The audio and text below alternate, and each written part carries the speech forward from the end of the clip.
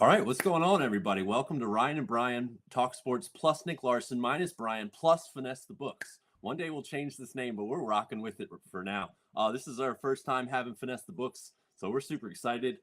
We get to talk Super Bowl and then a 12 game, kind of a shitty, like probably the shittiest 12 game slate I think I've ever seen, but I think we can navigate it and still find some winners. So, how you guys doing? Doing good. I mean, we're gonna have to change all our merch stuff now with these new show titles every single week. So That's true. That's true. That's going to be a big loss, but it's okay. It's okay. Finesse, what's going on, man? Not much. Appreciate you fellas for having me. We made it, right? We made it to the big stage. I called my mom and I was like, "Mom, I'm gonna be on Ryan and Brian," and then she just hung up the phone right away. I'm like, "What's up with that?" And so yeah, excited to be here. Electric games yesterday. So yeah, full game slate, kind of shitty, but find our spots and make some money and let's do it. Let's talk some ball.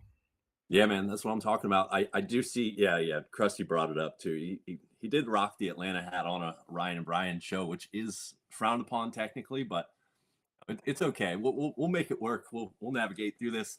I feel like Super Bowl or maybe even a little bit of talk from yesterday is probably a good place to start. I mean, we could definitely. I mean, what is I don't know. Like I know the Lions have an identity. Their identity got them this far, but it's got to be so easy to just kind of go immediately to these fourth down decisions, and then debatably even worse, running the ball on that third and goal and forcing to use a timeout.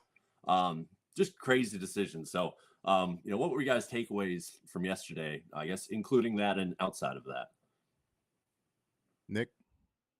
yeah, like you said, you do have the identity, but you also have to realize where you're at in the season. Like I maybe you go for the first one and then but I mean if you got a chance to tie it there, you can't give San Fran a short field with the way your defense has been playing. So if you could tie it and at least make them have to go the full length of the field.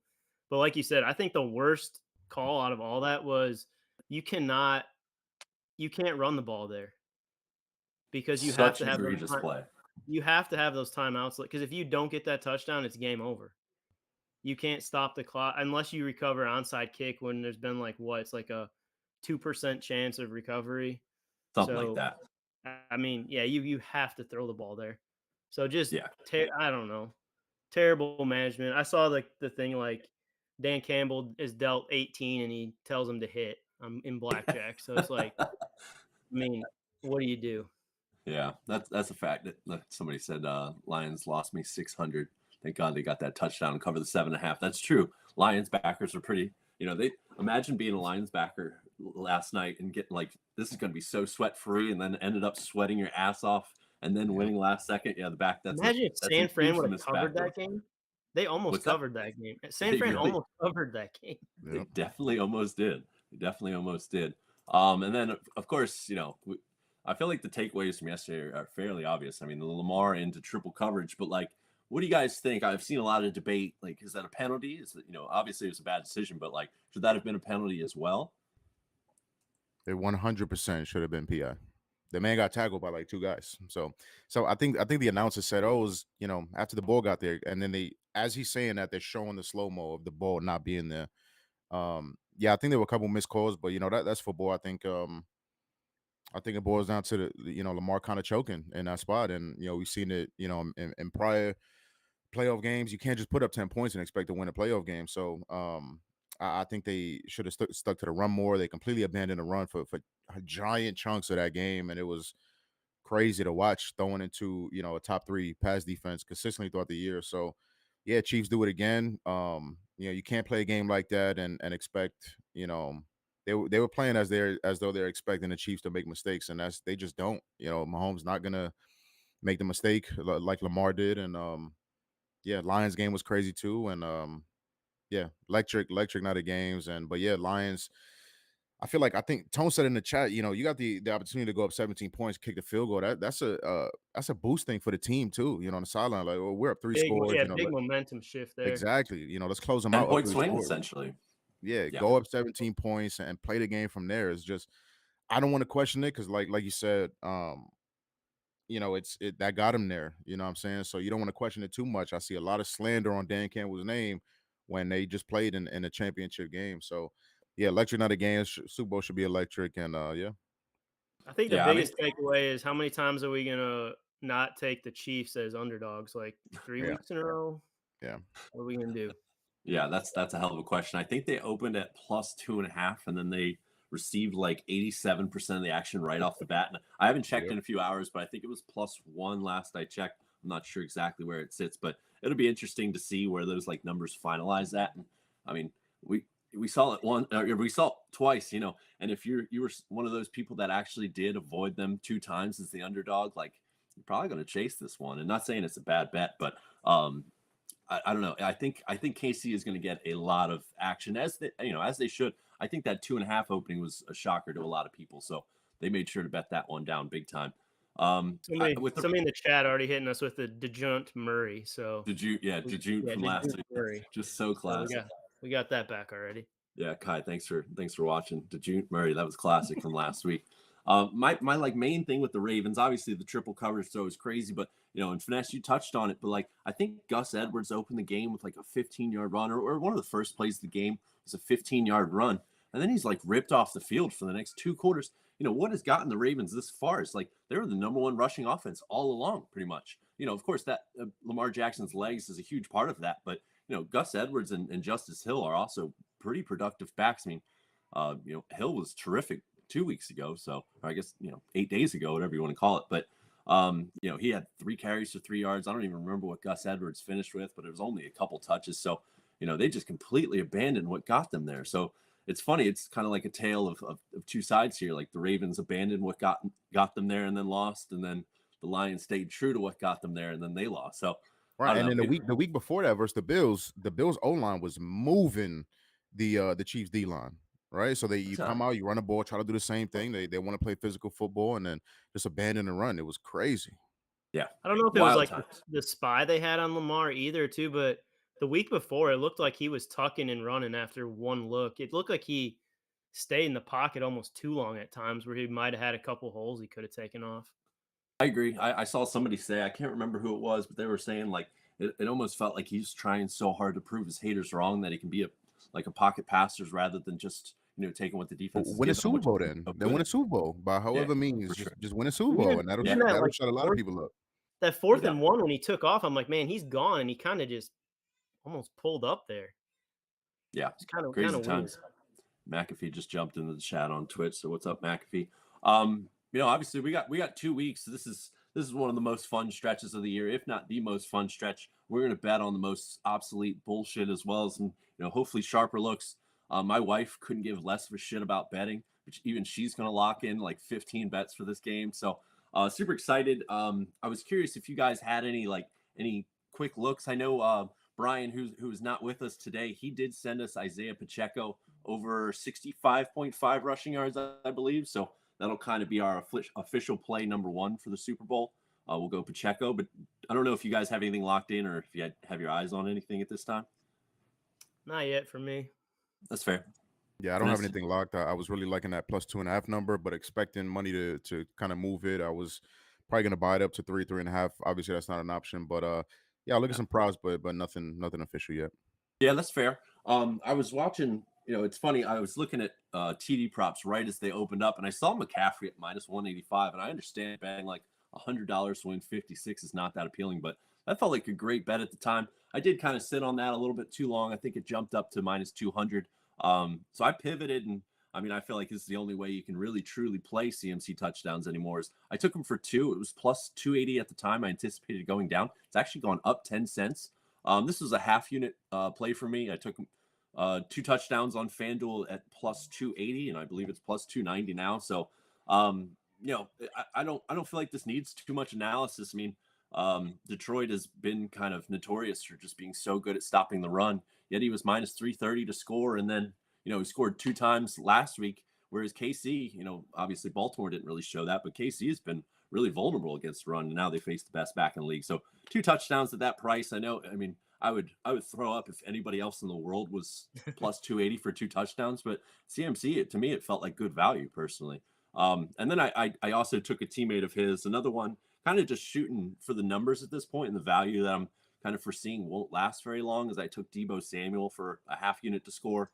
I was a little concerned about his injury, so I laid off his props yesterday. In fact, I chose George Kittle in a parlay over Debo Samuel, and I lost that parlay from that decision. So that one had me sore as shit. But I like the way he was involved. He's obviously explosive. We don't have to talk too much about his ability. But LaMelo Ball just got ruled out. Oh boy, this Knicks game is going to be interesting.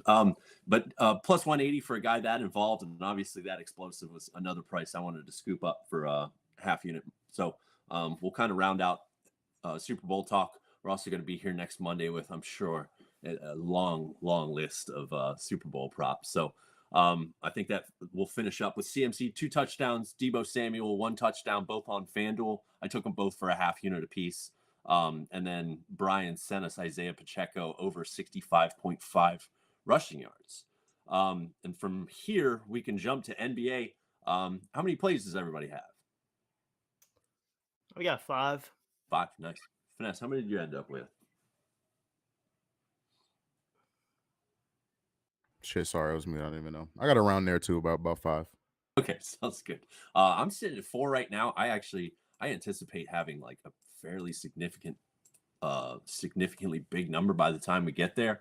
But there was so much stuff to sift through, so many injuries, a lot of blowout potential, a lot of actually like strong defensive teams playing strong defensive teams with over-unders in the 220s. So kind of struggled in the early day to identify a lot of good spots. So I'm sitting here. I just have 4 plays for now, but since you guys have a little bit more than me, I'll go ahead and pass it off to you. Nick, do you want to get us started? Yeah, first one I have is the old 2 for 20 play. You might have to bump this up to 21 now. I think the lines have moved since this morning. But Jamal Murray and Paulo Banchero both in good spots tonight, especially Murray going against Milwaukee. I could see him dropping 25, 30, probably pretty easy against this Bucks defense. So that's my first play, just those two as a builder. It was like minus 125 this morning. I think you're gonna have to take it to 21 or 22 points now. Yeah. I've been looking at Murray all day. That 24-5 line is a little tough to jump on, but I mean, he's been firing, he's been efficient. It's a beautiful matchup, obviously, with the drop coverage that Brook Lopez plays. I mean, Murray's just going to have 10 feet to shoot pretty much whenever he wants to pull up. So that'll be interesting. But yeah, Finesse, I'll pass off to you for the next play. Yeah, I think good segue. A little bit of a builder to a threes lay. Trying to do my best Nick impression. There you go. But yeah, I mean, when I put these together, I'm looking for just a couple of things: matchup and volume. Right, one of the only things that we can cap is volume. Whether it goes in or not, that's up to them. But 3 legs, I wanted to try to keep it 3 legs. I'm eating some juice just because I wanted to keep it 3 legs. But you guys play it however you want. Dante DiVincenzo, C.J. McCollum, Damian Lillard, all 2+3s. So nice and simple. Especially like the matchup for CJ. I guess I can kind of go into it now. I also play CJ straight over 2.5 threes, which was minus 125, and CJ 4 threes, which is plus 230. I like the matchup there, especially great history versus Celtics. Celtics play a little bit of that drop coverage as well. They like to switch a lot too, but I think CJ is going to have a ton of space, like Nick was saying, a ton of space to shoot. Celtics allow a ton of attempts from 3, a ton of pull-up threes, which plays right into what CJ loves to do. So Dante, again, that's the biggest game, I think, with blowout potential. But if it's a blowout, I think Dante, contributes to that. 2+3s, the hit rate is incredible. The volume is insane. And Dame, I mean, it's Dame time. We know what we get with Dame. So volume is a little bit down from 3, but still, I think it's a good enough matchup. Jokic, I think he should have a lot of space to shoot as well. So a little bit of a threes lay, and then playing McCollum straight for 3+ and 4+3s. Nice. Love that. That'll actually segue fairly well into my first play. I took CJ points straight up. It was 16-5, and it was actually the first play I locked in this morning, I believe. A number that just, kind of caught my attention right off the bat. It's a number he's hit in 63% of games. He averages 19.2 points this season. He's been even better on the road, where he's over in 71% and averages 19.8. I almost felt like a little bit of blowout potential baked into this line, but I'm going to take my chances at this price. It was a little bit too low for me to not grab. He is under in 3 of the last 4 games, but he's been really efficient this year, with the exception of these 3 games that he's missed. So, he's shooting 46.4 from the field and 44.0% from 3 on like 8.5 attempts, which is just absurd, which will, definitely help Finesse's look for sure. But we talked a little bit about the Porzingis drop coverage. Higher usage guards have been a nice target against the Celtics for pretty much the entire season. The Drew Holiday signing will be, it has been really awesome for their defense, but like they're kind of weird. They almost call him like a free safety. So like he's just welcome to kind of roam the floor a little bit and just try to help out in certain situations. So like of course I'm sure we'll get a little bit of one-on-one with Drew Holiday, but he can also screen and switch off onto other defenders and then coming off screens. I think they just gave him a lot of space, and he's just been so efficient from deep. I think even if this does end up in a blowout somehow, I say somehow, it's the Celtics at home. Even if this does end up as a blowout, 16.5 is a line I could not resist. So grab that. I am also fine with 17.5. Somebody asked. And then somebody also said and Finesse mentioned good history versus the Celtics. He averaged 22.6 in his last 10 games versus the Celtics. So good stat there. So CJ McCollum over 16.5. I'm fine with over 17.5 as well as my first play of the day. We can just kind of cycle through. We can hop right back over to Nick. All right, I'm not going to hit you with a crazy ladder play here. I have a triple rebound ladder. This is wild, man. So we've got Jarrett Allen, Wemby, and Gobert starting with 10 each, which is like plus 116 on FanDuel. Then going to ESPN for 12 plus 440. Back to FanDuel for 14 plus 1800. 16 each on Fanatics is plus 9,400. And then they didn't have 18 for Allen at the time. So 18, 16, 18 plus 33,000 on Fanatics. All of them have hit that number fairly recently, and they all have plus matchups tonight. So we'll see. We'll see how crazy it gets. Yeah, no doubt. The odds on this ladder are my favorite, dude. I hope that 18, 16, 18 hits so bad. To hit that on the show would just be absolutely beautiful. So let's go grab some one boards. Rebound away was what would happen to me. Probably. Correction. Yeah, that's usually how rebound bets end up working out for everybody. But yeah, Finesse, I'll go ahead and pass off to you. Yeah, so this next one almost makes too much sense, which we know what that means. First half, I'm going to be in max pain and it's going to lose. But Yusuf Nurkic under 10.5 points. Like I said, it almost makes too much sense. So let's hold off on the matchup for now and just talk about baseline stuff. He's under this line in 8 of his last 10 games, only averaging 8.6 points in that span. The home away splits have been crazy. He's averaging 13 points at home as opposed to 9.8 on the road. That's a huge swing. And now we get into the matchup. Well, before we do already, Nurkic was hurt, came back, and we're seeing a lot of his stuff trend downwards. We're seeing his minutes, his shot attempts, his efficiency all trend kind of downwards. And now we're catching him in probably one of the worst matchups that there is against Bam. The Heat allow really restrict centers from they allow a lot less points, a lot less efficiency from the field. The matchup has been great. I think he's under in, I think it was 6 of his last 7 versus Bam. It is just a terrible, terrible matchup. So obviously we've been seeing, Book go absolutely crazy, KD go crazy. I think they're going to take up a majority of the production, and they got a bunch of guys that can score. He just hasn't been a focal point. So, he's getting some offensive rebounds, getting some putbacks and stuff like that. But even without this matchup, he's still kind of flying under this line. And now we get one of the worst matchups in the league. I think it's a really, really good spot.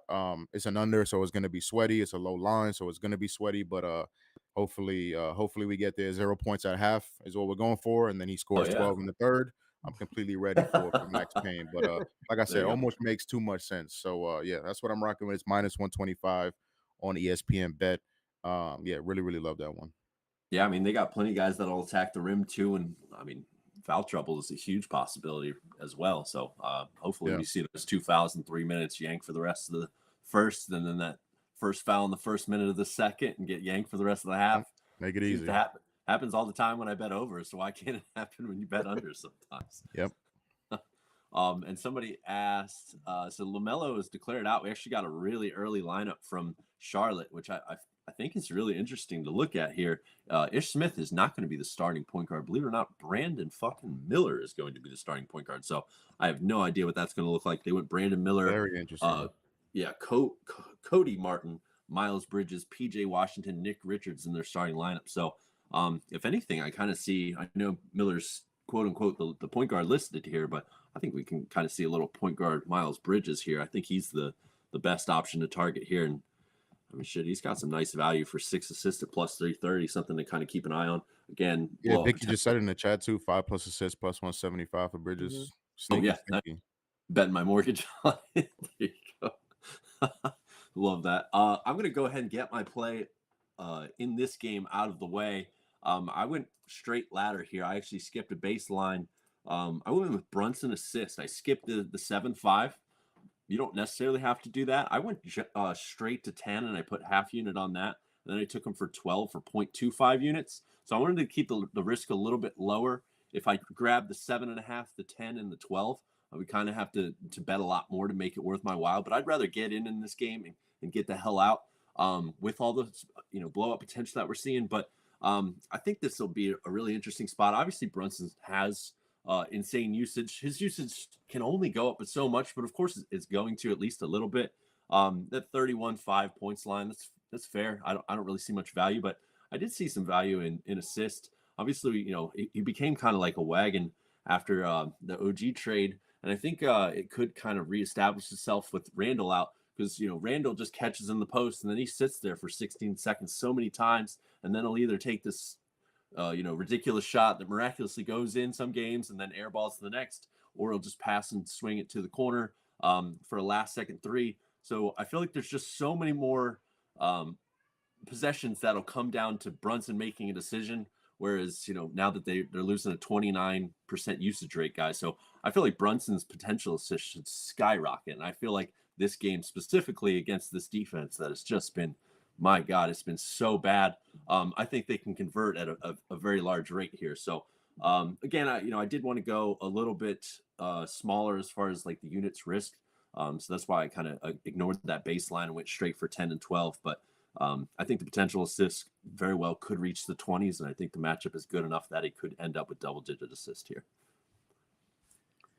Yeah, I'll stay in that same game.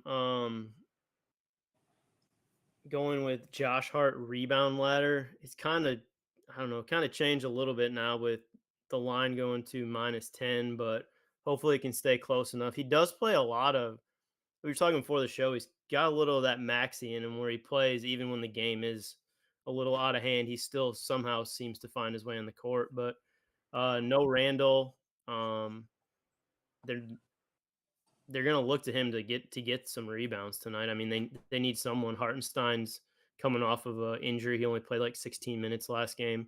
So I'm going to take his base on FanDuel starting with 8 -122. Fanatics for 10. You could play double here if you want to risk that 10 points.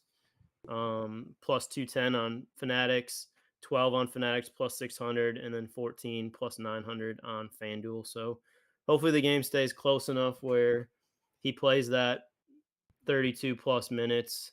No Randall. Maybe the game's a little bit quicker, like you said. So we'll see what he can do tonight. I do like his spot with no Randall in that game. Yeah, I was looking around for this one for a long time today, just like you were. And the only reason I realized it was up is when you posted it. So I just went ahead and tailed it with you. So very big fan, assuming he starts at the 3 here. And we've seen what he can do on the rebound. So yeah, huge spot. I love this spot a lot, especially now. Granted, LaMelo shoots a lot of bricks, but he also shoots a lot of bricks from 3, which result in long rebounds, which, Hart can he can eat those up too. But when you look around these guys, I mean, Miles Bridges is fairly efficient, but there's not a lot of efficiency in this lineup. So there's going to be a lot of brick shots here. They're going to shoot probably in the low 40s. So somebody's got to eat up these rebounds with Hartenstein playing a very odd 16 minutes last game. And then, they do have Nick Richards at the 5, but I don't know. I could definitely see the Knicks kind of leaning and going smaller here, which should just continue to benefit Hart. So Hart. I really like this play. Yep. I'll go ahead and I'm sorry. No, I'll go ahead and finesse the books. You're next. Yeah, no, I really like that game. I was looking at Jalen too. I think the points and assists was like 39.5. I'm just scared to death. Yeah, that's going to be a blow up. But if it's not, and Charlotte's starting that bigger lineup, so maybe that means a little bit more defense, maybe. Yeah, if it's a close game, Brunson should absolutely feast. Yep. But yeah, in terms of next official, I got a little 2-man that I ran. So let me find it. So Fred VanVleet over 13.5 points paired with Alperen Sengun 4+ assists. That's minus 118 on FanDuel. Fred VanVleet is pretty self-explanatory for me. 14 plus points, 11 in his last 15. The Lakers are bleeding production of point guards right now, especially high usage point guards. The bottom 10 last 15 games in terms of points and threes. 2 point guards actually allowing the second most threes to point guards over that span. So obviously, Fred wants to eat there, wants to shoot a bunch of threes. So yeah, very low line. We're getting such a low baseline, which is I think like 15.5, 16.5, because of the recent, struggles and low volume and stuff like that. But yeah, really like the spot. And then Alperen Sengun, obviously a tough defensive matchup versus AD. He is baby Jokic. He has no problem staying at the top of the key and distributing from the post, averaging little over 10 potential over his last 7 or 8 games. So, all we're asking is for 4. Really, really like that. That's minus 118 on FanDuel. So like the little 2-man game. Yeah, I like that a lot. In fact, I like it so much. It looks like me and Finesse definitely Yeah, had a lot of the same ideas today. Mm. Also, NBA props 20 said RA for Hart. I like that look as well. Yeah. He could eventually be my biggest problem for Brunson assists, because I'm sure he'll get some ball handling duties as well. Yeah. But me and Finesse seem to be on the same page a bit here today. My next play was Fred VanVleet over, I don't even remember, 22.5 points plus assist. It might be 23.5 now. But I like the spot as well. That that 15.5 caught my attention. I don't really like betting Fred, but this specific matchup, I like it for him a lot. It's a big pace up spot. LA plays at the 6th fastest pace, so more possessions in this game naturally. They also allow the most threes in the league, where Fred does a lot of his damage, and they allow the 11th most assists. And he's obviously, he can rack up assists with the best of them, especially on this Houston team so far. He should be guarded. The way I'm kind of matching up here, he should either get Reeves or D'Angelo Russell, and we're talking traffic cones here. So, Fred's, he's not that efficient. He's not a huge guy to take advantage of bad matchups, but these are some, well, I should say good matchups, but these are some good matchups, man. And again, this is just this is just a good spot for him, man. I really like him versus this LA Lakers defense. He is over this line in 56% of games. He averages 24.5 PA. So I felt like it was a nice little buy low. He's under in 2 straight. One was a really slow paced game, and then the other was a massive blowout. So I felt like we're getting a nice dip on a line that he's hit at a high rate this season. So I wanted to go ahead and scoop up Fred VanVleet points plus assist. Love it. Yeah, I had him on my list as well, but didn't play him. So right there with you guys. Nice. Next play I have is we'll go with the Wendy's 4 for 4 here. I've got Finesse's guy Sengun 4 assists in it, Kyle Kuzma 4 rebounds, Kevin Durant 4 rebounds, and Kawhi Leonard 4 rebounds, right around even money on FanDuel. All those guys, very high hit rate on those. Hopefully, I mean, the only thing you got to worry about sometimes is the blowouts, but I think in those games, most of the spreads in those games are actually pretty close. So should be competitive games, and the minutes should be there for those guys. No doubt. Love a good Wendy's drop on. I am a little disappointed that we don't get any discounts today. It was straight 4 for 4, but yeah, I know we got a discount coming later, but they're so slow with all these injuries and alt lines that I can't get any. That's the only reason I'm here. I came for the Wendy's, so now that I got it, I'm yeah, we got one more coming. We got one more coming. Okay, so I'll stay. We'll stick around for that, and then we're out. Yeah. We've gotten some more news. This slate is just going to be freaking wild, man. Porzingis has been ruled out. He was questionable all along, but I kind of felt like he was going to play. I actually heavily considered his 18.5 points line. He's out. Luke Cornett out. Old man Al Horford is in. So maybe Al 3-pointers is something that they can kind of take advantage of there. Something to kind of keep an eye on if they offer some nice odds for 3 and 4. I'm sure we'll get tons more news in this next 25 minutes or so. But yeah, Nick, you just went. So Finesse, you can go next. Yeah, now Boston game too. I was looking at Jaylen Brown 3, especially, I knew Porzingis was questionable. It's all right, boy. I knew Porzingis was questionable. If and now obviously we know he's out. Great history in that matchup. That's what kind of drew me towards it. he's a guy that I don't really like betting for threes either. I'd rather just take the points, but I thought I'd mention it. This next one, I wasn't going to give it out because the line was gone, and I don't like giving out stale plays. But with the MB news, I think Philly money line dropped, so it might be playable now. You guys let me know. Just a little 3-leg too. I ate some Minus 375 for Philly money line. minus 375. Yeah, so yeah, I think you should be able to get like minus 130 on DraftKings. I played Laurie Markin in 2+3s, which has just been an absolute wagon. Nick knows about that. Just absolute. I've been treating it like a free fucking square. Philly money line second leg, and then De'Aaron Fox 18+ points. It was a minus 140 when I put it in. With a better line on Philly money line, you might be able to get like minus 130. But again, if it's not playable, I don't blame you for passing. But another little 3-leg. De'Aaron Fox, I think, is in a great spot. Hopefully that game stays close too. But even if it doesn't, 18+ for De'Aaron, that's you do that in sleep. Laurie, like I said, free square. And then Philly money line, even without Embiid, I expect Tobias to play, Maxey to play. I don't know if we have official news on that, but I expect them to play. Even on the road should be no problem for them. Still almost a double-digit spread, even with no Embiid. So yeah, another little 3-leg. That's my last bullet I got in the clip. So if it's still playable, play it. If not, then feel free to pass on that. Good deal. Good deal. I think this Memphis game is insane. This is one of the most wild injury reports I've ever seen. I don't even know if like we're going to get one of those patented like underdog Memphis Grizzlies available players tonight. It might be eight people.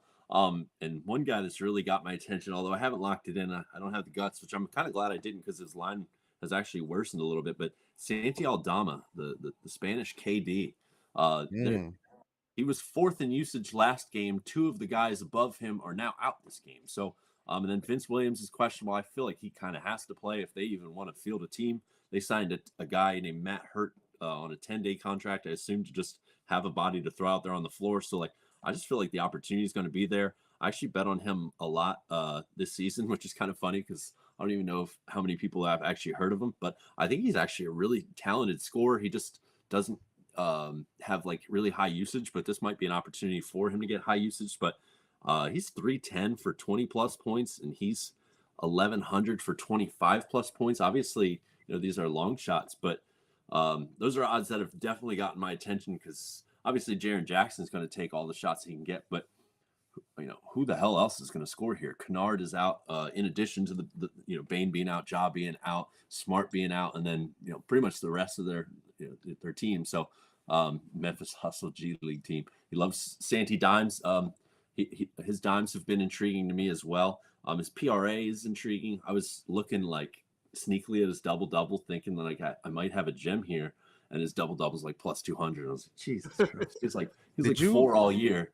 Did you call that man Spanish KD, or was I hearing shit? No, you heard it right. That's exactly right. 7-footer, man. Holy shit. I took him once this year to score 12 points, and he had 11 in the first half and then didn't score in the second half. So Nice. Love that. Yeah, I mean, he does. I remember one game versus the Celtics where he took like 27 shots. He had like a 35% usage rate. And I think he scored 30-something points. And it was in the first couple weeks of the season, back before Ja came back from suspension. So like when he's aggressive, this man can score. Aggressive is the problem. He's not really known to do that very often. So I'm thinking his usage rate has to climb into the 23% range. I don't know. I've talked too long about a play I haven't even locked in. So let me just go ahead to my next one that I did lock in. I went Paul George points. It was 18-5. I don't know if that line exists anymore, but dude, I'm taking 19.5. What is that, bro? I don't know. It's the trap of the night that I'm gonna hop right in. I'm gonna do it head first. In fact, 1 unit on Paul George points. Sorry, I'm line shopping as well to make sure you get the best odds. There's still a minus 120 hanging around on Bet365 for the 18 people that have that book. It's minus 125, which is what I took it out on MGM. Also, you can get plus odds on DraftKings for 19.5. Very, very odd line. Obviously, this Cleveland defense is terrific. They've actually been one of the best, if not the best defense in the league recently. They now get Evan Mobley added back into this great defense. I don't give a shit, dude. This line is crazy, dude. He's over it. He has 19 plus in 79% of games. He has 20 plus in 74% of games. I think this is like So it's kind of similar to Fred. It's a bit of a buy low. He's under actually in 4 of the last 6 games. 2 of the games that he went under were massive blowouts. He was short on minutes. The other 2, he shot 5 of 19 and 5 of 17. So, the spread on this game is 1.5. So, not that is always a perfect science, but it's indicative of a close game. He's a 47% shooter. I feel like we're basically betting him to not shoot sub 30% again. He is going to have a tough matchup. He'll get some combo of Strus and Okoro, who are both pretty solid on ball defenders. But can they really hold this guy under 19 points? I don't know. We'll see. This is like the weirdest, craziest buy low spot that I've seen for a guy of this ability. So I grabbed it. Minus 125 is still out there. I'm also cool with plus odds for 20 plus. Man, this is a wild line. And then Nick, I think you have a Wendy's, which will wrap up our plays. I got one Wendy's parlay. left. So okay, cool. Yeah, we got 2 guys from the Wizards Spurs game. We've got Baby Rodman for 4 rebounds and Denny for 4 rebounds. Who's Baby Rodman for those listening? Sochan, Yeah, Jeremy Sochan. Yep. I hate that guy. I love that guy.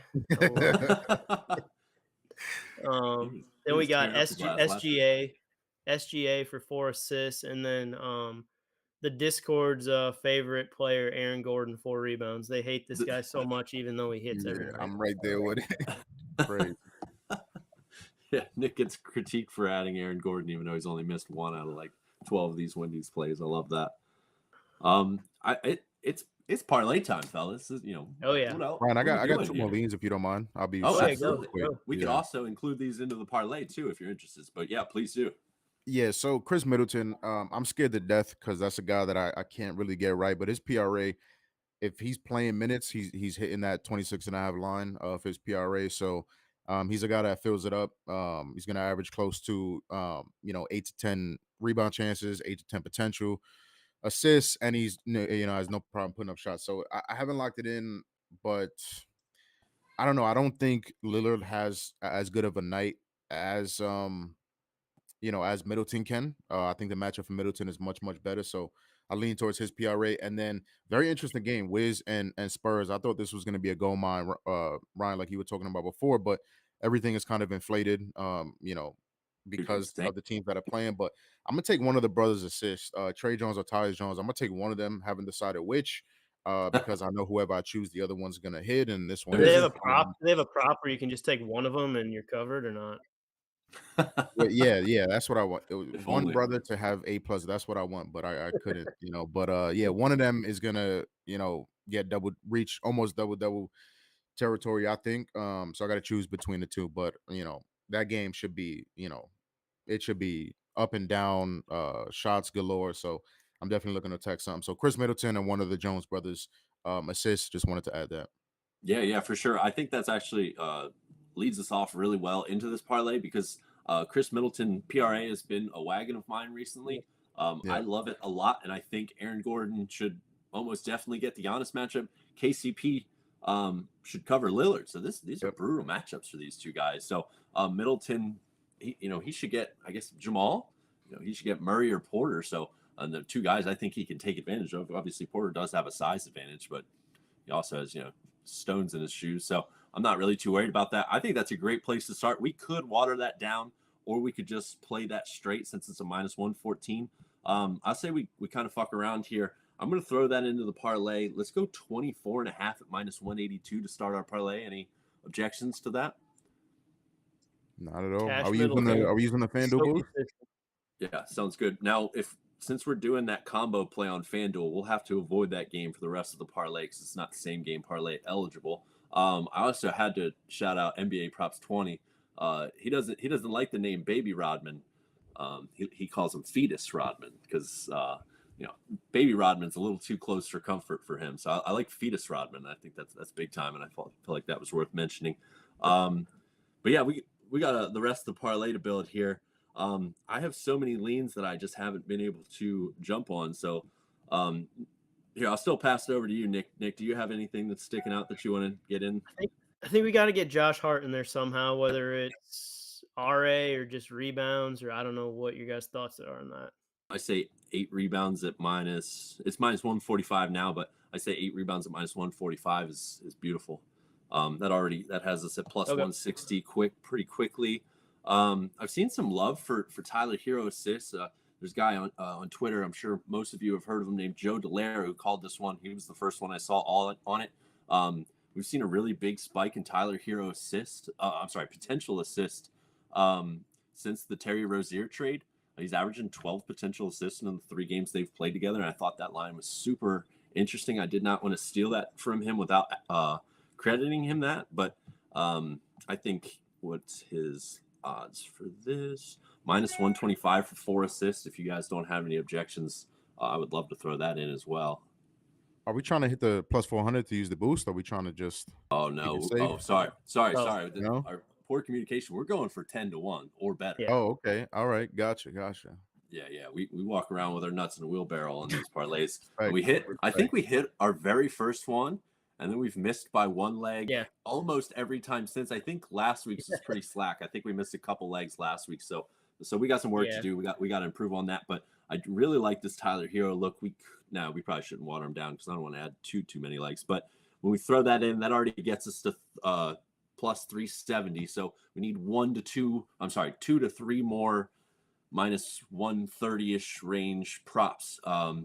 Anything with Van Vliet since everyone liked him?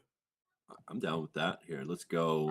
I don't know about that. In terms of the parlay, that man loves selling coin. Maybe watered down, maybe like a watered down version. Definitely going to be necessary. Maybe we could just do like a watered down version of both his points and assists. Like we could do, like 11 points, 6 assists or something like that. Let me see if that adds enough value for us to even bother, though. That'll be my next concern. I think my two favorite, like most favorite plays are probably CJ threes and the Nurkic under. Okay. Probably bump it up a fair amount. Yeah, I like CJ threes as well. I do too. That Fred combo is minus 212. I say nix that all the It's not gonna work. Yeah. All right, so let's jump over to CJ. I really, really like that CJ look. You guys want to go 3 threes for CJ? I know you were on points, maybe points for safer option, but whatever you guys want, I'm down for both. Minus 150 for 3 gets us to plus 700. I say I'm down to roll with the threes at minus 150 there. I think we're probably like 1+ odds play or 2 little bit of juice odds plays away from hitting our 10 to 1 mark. We got Blazers and Sixers, a game that we haven't touched. Clippers and Cavs is a game we haven't touched. Paul George. Shit, I'm down, dude. We could just do Paul George 20+ points. That'll probably get us there. Yeah, that'll for sure get us there. It's minus 105. That gets us. Ooh, shit. That gets us 14 to 1. Here, let's even water Paul George down a little bit. Let's see how far down we can water him. But yeah, that sounds 15 plus might get us to the 10 to 1. Maybe. Let's see here. That gets us 9 to 1. So 15-5 should do the trick for us. And then thanks for bearing with us. I'll go ahead and recap this. No, I won't because it's not an option. We don't have all points for Paul George. And that's some shit. Colin Sexton, all points? Question mark? Yeah. Let's go here. We have 4 legs. I think 6 should always be our max. So let's go Paul George for 15, Sexton for 15. Call it a day. I love it. What's that get us to? That will take us to beautiful plus 1057. So let me recap this. Any rebuttals here before we lock this in? Sir. Okay, so we got Chris Middleton over 24.5 PRA. We have Josh Hart over or just 8+ rebounds. We have Tyler Hero 4+ assists. We have CJ McCollum over 2.5 threes. We have Paul George 15 points. Colin Sexton 15 points, and that is 10 to 1 or plus 1057. I'm going to go ahead and lock that in. We'll share this on Twitter as well as in the Discord as well. Awesome. I do have the play up for everyone to copy. Yeah, even better. Yeah. That's right. Thanks, Tim. But yeah, I mean, I think that'll pretty much finish this up. Did you guys have any last things you wanted to add? No, that's all from me. Yeah, I'm good. I appreciate you guys having me. Yeah, dude, absolutely. Thanks for coming on. It's been a lot of fun to talk some sports with you. Why don't we go ahead around? We can start with Nick. Do a recap. Finesse, you do a recap. I'll recap and sign us out. Sounds good. So 2 for 20. Like I said, you might have to go 21 or 22 on these, but Paulo and Jamal Murray probably have to go 21, 22 points now combined for a builder. Then we've got the triple rebound ladder, Gobert, Allen, and Wemby starting at 10, taking 10, 12, 14, 16. And then on the last one, they did not have 18 for Allen, so had to go 18, 18, 16. And the best for that was on Fanatics for the last two legs. Then we got the first Wendy's 4 for 4, Kawhi, KD, Kuzma, all 4 rebounds, and then Sengun 4 assists. And then the second Wendy's Baby Rodman 4 rebounds, Denny 4 rebounds, SGA 4 assists, and Aaron Gordon 4 rebounds. And then finally, Josh Hart rebound ladder, 8+ on FanDuel, 10 and 12 on Fanatics, and then 14 back on FanDuel. Nice. Beautiful. Go ahead, Finesse. Love it. So starting out with the threes lay on DraftKings, Dante DiVincenzo, CJ McCollum, Damian Lillard, 2+ threes each. That's -133 on DraftKings. I play CJ straight too, so CJ 3+ threes at +125, and CJ 4+ threes at +230. This is the builder again. If it's too juiced, feel free to pass. But these 3 legs are Lauri Markkanen 2+ threes, 76ers money line, and De'Aaron Fox 18+ points. The Rockets 2-man, Sengun 4+ assists, and Fred VanVleet 14+ points. Nurkic under 10.5 points. That's -125 on ESPN bet. And then the most likely lean I'll go official on is probably Chris Middleton over 26.5 PRA if it's still there. Would hate to play anything more, but yeah, that's it. Yeah, man, sounds good. To wrap me up, just a quick fun fact, and then I'm really big into sports, as you can tell. I watched Fred VanVleet back all the way to Wichita State for all of those years that he was there. And for like the first 6 years of his pro career, I thought it was Fred VanVleet.